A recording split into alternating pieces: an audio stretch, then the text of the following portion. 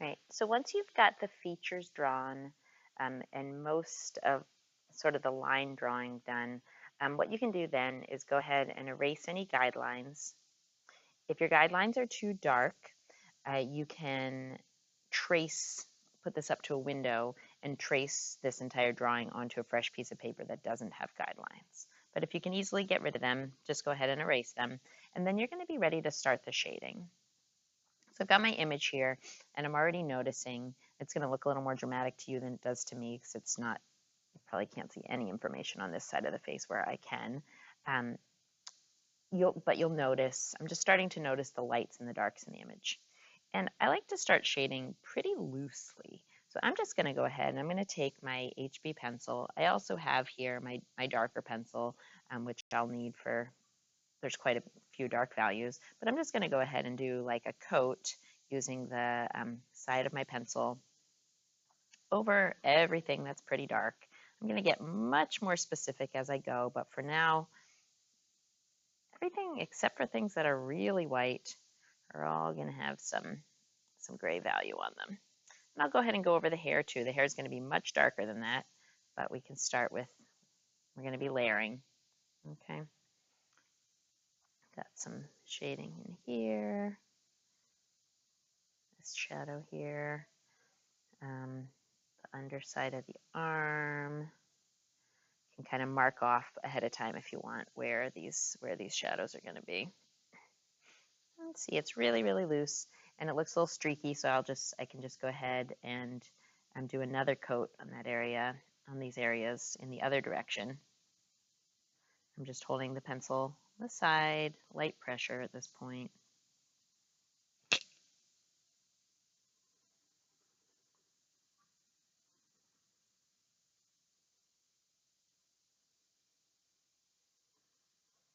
Okay.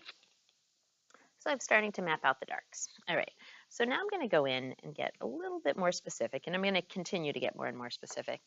Actually, I'm going to go for my darker pencil. You could probably continue with the HB pencil for a while, but I'm going to go right to my dark, and I'm going to start to add another coat, and I'm putting a little bit of pressure here too in the hair. So some of these things that are quite a bit darker. And if you can see a lot of information in your hair, you don't need to put a lot of information right now. I'm just keeping it simple. But I can show you how to do that as we get to the later steps. All right. So I'm going to look in here, and I can see I'm going into the eye. It's very dark.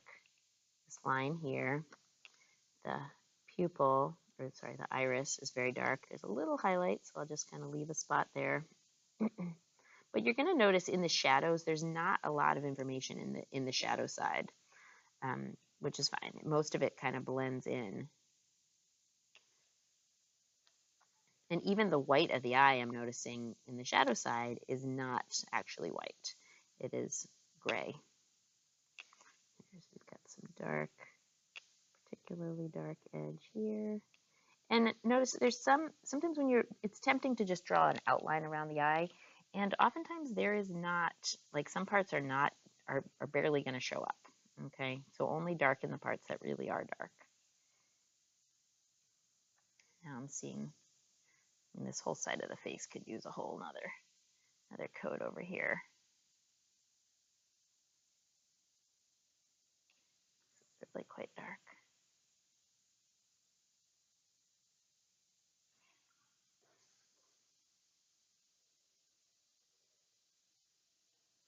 Okay, now I'm going to go in here and I've got this is things that are decidedly darker, like this.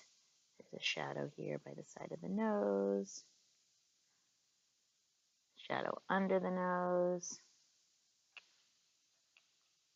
It gradually fades out a little bit, so I don't want it to be like a strong, defined shape, but rather kind of a faded one.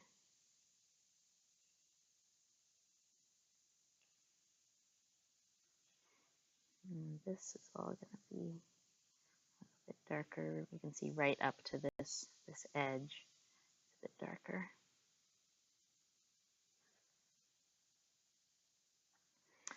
Under here, we've got this little shadow.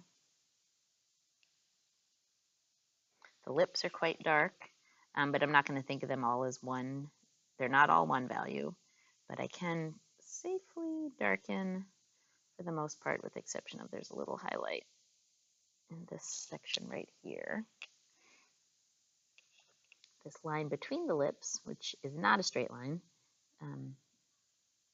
is dark and kind of fades into this darker lower lip. So we're starting to get a little sense of depth. I'm going to go in the eyebrow. I can see the eyebrow on this side. Darken that. This eyebrow is also dark. Okay, so you're just going to keep going like this until this is probably the longest process. I'm going to keep working it and working it.